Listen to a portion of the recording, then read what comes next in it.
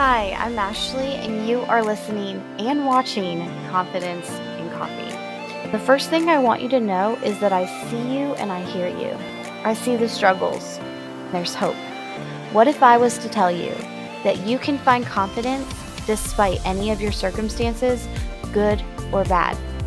I'm going to help you navigate the waters of womanhood, whatever season that is, whether it's marriage, singleness, or you're drowning in children. I got you, girl. I'm your new bestie. I'm going to help you find confidence and hope through Christ. I'm going to leave you with plenty of encouragement and practical tips to overcome those limiting beliefs so you can live a life well. Plus, you know we're going to find a few laughs along the way. So grab your favorite cup of coffee and join me as we chat confidence in coffee. Hello, beautiful people. I'm so excited to talk to you today, and I'm coming as I am because let me be real with you, okay? What I didn't anticipate, okay, is that with this video, and if you're listening through just regular podcast, hello, how are you? I didn't anticipate that I was going to have to get dressed every day. Hashtag mom life, hashtag just don't like to get dressed. This is dress, by the way. This is so cute. I got this from American Eagle the other day. Okay, anyways, I'm super excited about what we're going to talk about today. How many of us know that in our 20s and our 30s, or when we start having kids, or when we start getting married, it is super difficult to find friends? It is super hard because not only is our life busy, and not only did we just go through a pandemic, but also like we are in this place where it's like, how do you even start a conversation? And in particular, Christian friends, like, how do we know we can feel safe with them when we're struggling in life, right? But we want those honest, authentic people, are people that are not only going to be with us in the hard times, but also be with us in the good times. And I actually created a guide after all the research and all the experience. And I just moved, so I'm actually rebuilding my tribe, finding my people, and I'm doing an okay job.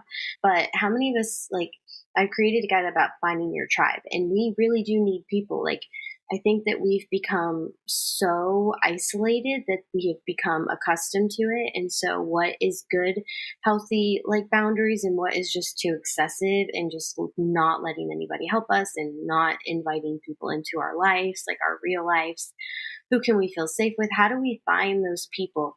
And I find it super, when you're a kid, it's like you just go up to people and you're like, hey, do you want to be my friend? And if you were to do that as an adult, it would be weird, right? It would be like, yeah, this person's a weirdo. It's funny because I'm, readjusting, restarting my life in a whole new state. And so I'm trying to find those people again. And I trust God to find those people. But what I have learned is that relationships, like any relationships, like we put like an emphasis on just marriage, and marriage being that, that's a lot of work. Friendships are a lot of work. They really are, like, especially at our age, like you have to put work in. Like, it's not like when we didn't have kids and we weren't married and we didn't want to live this really good life. Like, it, in this very judgmental world, like it just doesn't come naturally like anymore, right? You have to work. You have to really, truly like step out, be yourself, but be uncomfortable to like meet your people, to find your people. You have to get out of your comfort zone. And I know the struggle, trust me. But once you do it, every time I've went out with my friend, I loved it. The dread was coming to getting ready and having to drive, and that's me and anywhere like I'm getting better about that, but that's just the season of life that we're in. We're like constantly giving ourselves to our kids and our spouses, and we're not truly like at that point we're like done, right? We're cooking and we're cleaning and we're doing all the things and we're running businesses, and the last thing we want to do, or maybe you're like me and I actually like help a lot of people. And so for me, the last thing I want to do is talk to other people. I totally get it. But once I go out, like once I do it, I love it. So that's what we're going to talk about. I'm going to share 6 ways for you to find Christian friends. So if you're not driving, please stay safe. If you are, look at the road, use your brain, listen to it later and write this down. But if you are like doing the dishes, or you are running around the house, or chasing kids, or sitting outside, whatever it is, walking your dog, I want you at some point to jot these down, or just like maybe make a brain note. I know brain notes are like so unreliable. So there's a quote that's actually been stuck rolling around inside of my head ever since I first heard it. It's by a motivational speaker, Jim Rohn, and it says, and I found this in an actual blog post, and I stinking loved it. You are the average of the 5 people you spend the most time with. You are the average of the 5 people that you spend the most time with. Of course, that's what the Bible has been saying for years. Hear me out. In verses like Proverbs 13:20, which states, "Walk with the wise and become wise. For a companion of fools suffers harm," and 1 Corinthians 15:33, which states, "Do not be misled, bad company corrupts good character." So not only are we having to find friends in our age, which is hard, but we need to find good Christian friends, because that really does matter. It really does.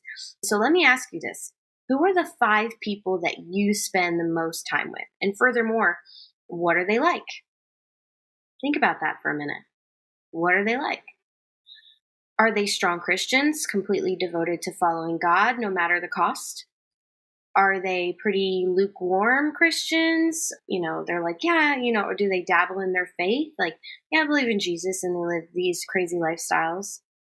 Do they have strong, godly marriages and encourage you to do the same? Or are they genuinely disrespectful, discontent, and selfish? Do they talk bad about their spouse to you? And I'm not talking about like we joke about men in general. Like I'll get with my girlfriend, I'll be like, oh, you know how they are. We laugh it off, but in just a very disrespectful, like complaining about your spouse kind of way. How do they raise their children? Are they kind, loving parents? I mean, I'm not talking about putting the dry shampoo on and having a moment, because we all have moments, and that's when we apologize, and it's beautiful for our kids to see that. ADD, whatever. But I'm talking about, like, at the end of the day, we want to be our best. So how are they raising their children, right? What are they exposing their children to? Do they teach their children about faith and prayer? And do they go to church? Or do they just allow them to believe in whatever they want, to say whatever they want? Are the kids disrespectful? That's another thing to look at. I did a podcast episode about how to raise likable children, because it matters. You want your kids to be respectful at other people's houses. That's another skill they're going to take with them for the rest of their lives. So how are their kids acting? Are their kids out of control? Are they super emotionally unstable, aggressive? Those are things to think about. And understand this is a broad circumstance. I'm not talking about like children with nonverbal or learning disabilities, or a single parent. I was a single parent. I had a nonverbal child, and he was super aggressive. I just remember just being so overwhelmed when I tried to go anywhere, like even to church or the store. I was so scared to take him anywhere, because I was so like, it was so unpredictable. And so I would expect that grace, and I would want to give that grace. So let's not let our brains go to offense immediately. Just hear what I'm saying, okay? I totally get that no one is perfect. We all have room for improvement, and you definitely don't need to go ditch all your friends just because they aren't up to your standards. You definitely need Christian friends, and here we go, non-Christian friends in your life. And you're probably like, what? Yes.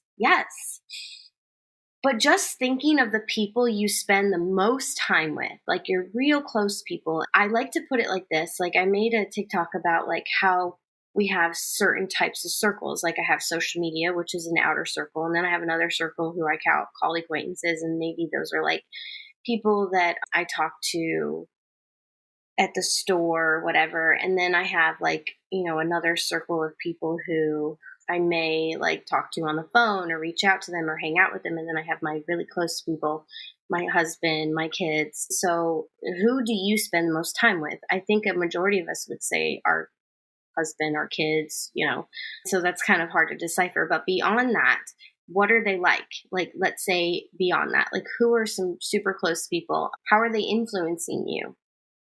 Are they for you? Do they cut you down? Do you feel this weird, like you need their approval kind of thing? Just it's something to think about. Choosing friends on purpose is important. So a few years ago, when I heard the quote, I was dealing with some things with some friends, and I had a decision to make because of how the tension and everything got really weird. I had to evaluate who were the people I spent around and how were they bringing value in my life, if they were bringing value in my life. What did we like to do together? What did we talk about? Just like literally everything. My friends love Jesus, but we were just in different places in our life, and so those were other things to evaluate. But other than that, they were just pretty awesome people. And sometimes people, even if they're awesome, don't necessarily mesh together because of the season of life that they were in and the season of life that I was in. So that's something that I needed to evaluate and make a decision on. I think the problem for me was really setting those boundaries and just accepting that they were in a different part of their life, and then not necessarily understanding my part of my life, right? They don't understand all the kids and all the things, and we can't expect them to. And so, where is that boundary? And that's where I got down to my really good friends, and I'm super grateful for them. But if you are surrounded, and I'm trying to be very careful with my words, but if you're surrounded by people who constantly bring you down, or like if you have like something, an achievement, or you want to do something super big, ambitious, and they minimize that, or they tell you not to do it, that you need to evaluate that friendship. Like, how do you feel around that person ultimately? Like, discernment is real, and you should trust your discernment. And there's some articles that I actually would recommend, and I can put them in the show notes. When saying yes to God means saying no to friends, how to deal with toxic family members biblically. As a life coach, I actually, those are most of the things that I talk about, is like spouses and communication, and then friendships and how to like navigate that and how to create those boundaries without burning bridges. And those are some articles that I definitely refer to my clients. So go where the people are. Where do we go? Okay, the first suggestion may seem obvious, but unfortunately it's also wildly overlooked. Wildly overlooked. If you want to make more friends, you have to go where people are. I know. You're probably like, absolutely not. Look at me. You see what I'm saying? But then we got to get dressed and we got to brush our teeth. Like, I totally get it, but we have to. We're not going to meet our people here in our home, right? And we need people. So I know you're probably like, yes, it's so much easier for other people to say. And it may be easier and less intimidating to just stay home when you don't know where to go and you don't know what to do. I am there, sister. I had just moved. I have zero idea what to do. Or to go to the same old places you've always gone. Yes, I'm in that situation. But there's so many other options you can explore.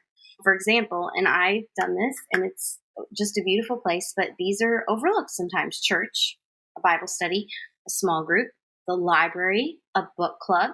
I've met people at the park, the gym, mommy and me classes. Maybe you homeschool your kids, homeschool groups, farmers markets, real life. I've met some people, sports practices with your kids. Come on. How many of us talk to parents at the games? Like, connect with those people. Work. Remember, it's work.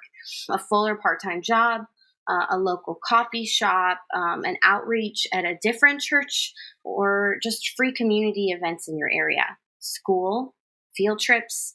Just these little things is where you really connect with people that you seem to overlook, that it's like, well, I never thought of that, but that's what we have to do in our 30s. Okay. We have to meet those people in our seasons doing the things that we are doing. It makes a lot more steps easier.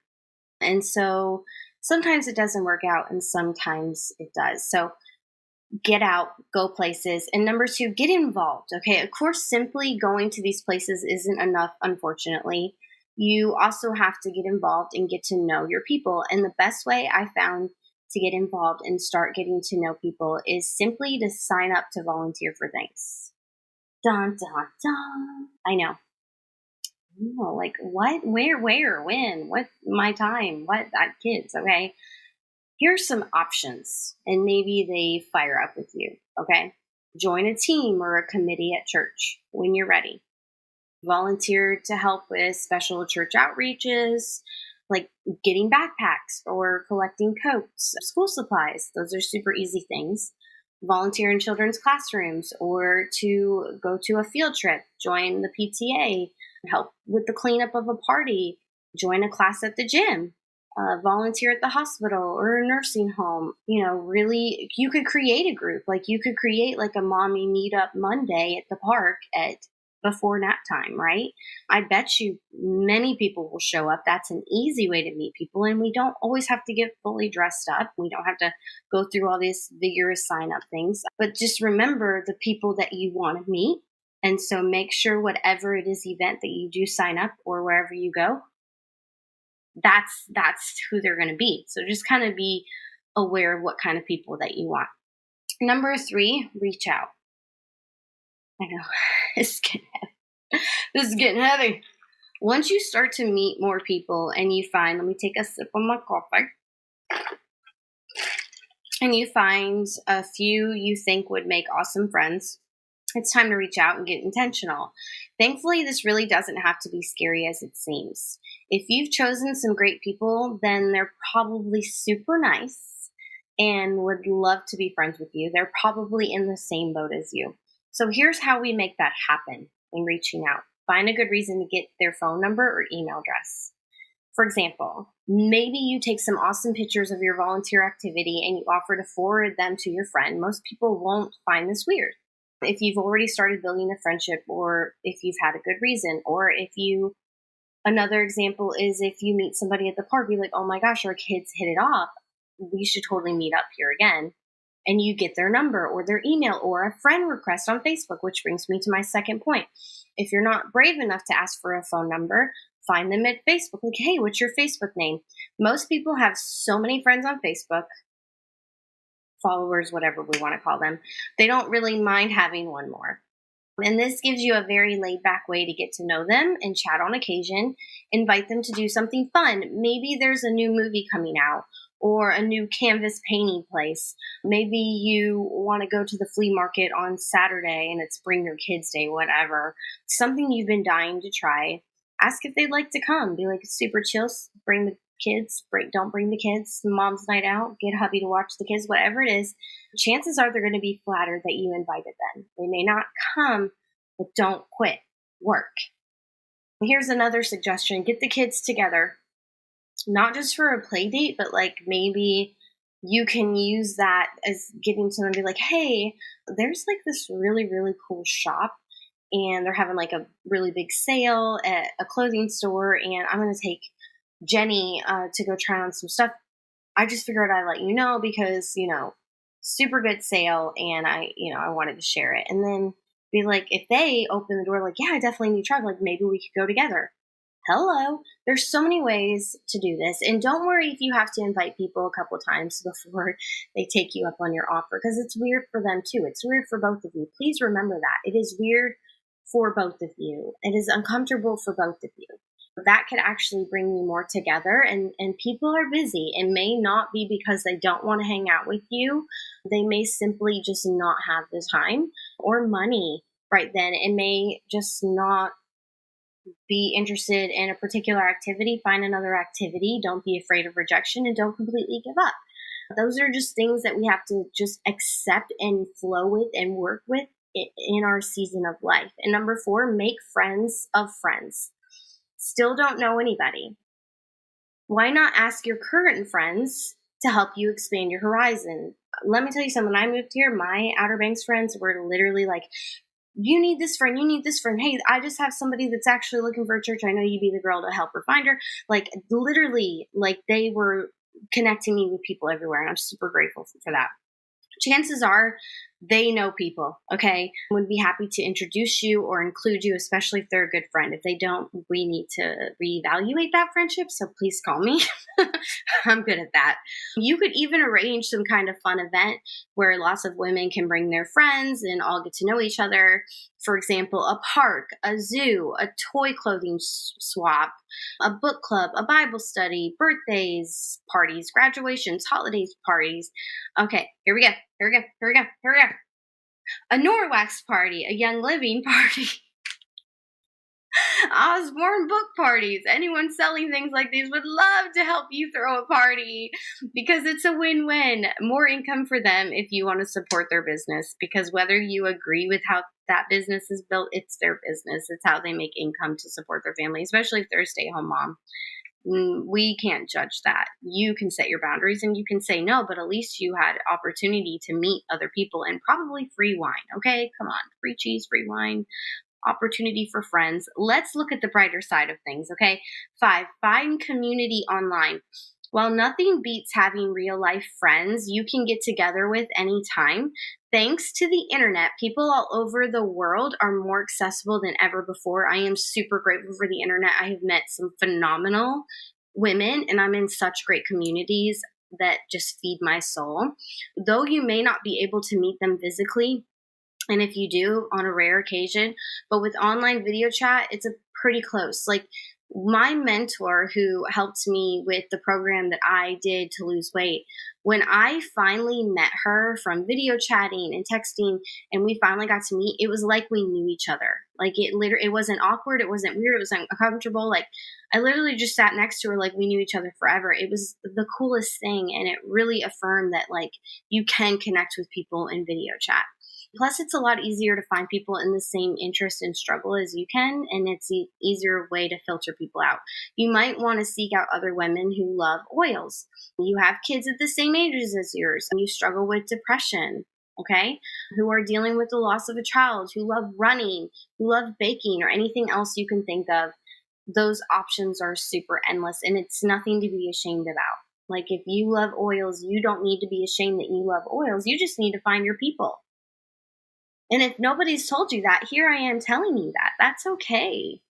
That's okay, because we're not here to judge anybody. And number 6, connect with old friends. Of course, while making new friends is always awesome, sometimes the answer is as simple as connecting with people you already know.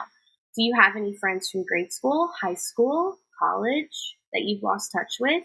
What about friends from a past job, volunteer experience, or interest-based group? Oftentimes, you can find people through a simple Facebook search and catch up with them, connect, reach out. You could even look through friends of friends, or even, calling an old phone number to see if it still works and tell them that you were thinking about them. So listen, guys, I know it's like, you're probably over here like breathing, like, oh, okay. But at the same time, I know you're excited, right? Because these things are practical. And they're not things that are making us go out of our way. We go to the park with our kids. We go to church on Sundays with our family. Eventually, we do need to volunteer once a month. Who's the girl in the nursery that's helping you? Who's the other guest inviter? Whatever it is, these aren't things that we aren't doing. We just aren't looking. And we need people, and we need to create that community again, the real authentic relationships, because God never, ever intended for us to do life alone. He said to multiply. There's a reason he wants a lot of us. He loves us, and we should love each other. And it creates protection away from the enemy when 2 or more gather together who believe in the same thing. And so I pray that for you. And if you still are struggling to find your tribe, even after listening to this episode, I have a free gift. I will link it in my bio, how to discover your tribe. It's a guide and just kind of some things to look for and some things that you need to work on yourself internally and make sure that this isn't a you problem, because sometimes it can be. Let's be real. And just kind of filter that out and create a very clear direction in where you want to go when you're ready to find your people. I love you guys, and I am so excited to see what you gain from this. If you loved this episode, share it. You guys know, if you follow me on social media, Instagram, TikTok's my thing. I want to share it too. I want to share what you found valuable in Confidence and Coffee and celebrate you. right? Celebrate this growth in this new season, whatever that is. So thanks for joining me today in Confidence and Coffee. I will see you next week. Did you enjoy that? I'd love to see you over at ashleyhenrat.com, where you can subscribe to this podcast and channel on YouTube, iTunes, Spotify, or wherever you listen. And while you're at it, I'd love to see the value that you found in Confidence and Coffee. So drop the ratings, the reviews, and the comments. Plus subscribe to this channel and tell a friend too. I'd love to see you over on TikTok or Instagram, where I keep it real in the reels. Make sure you tune in next time on Confidence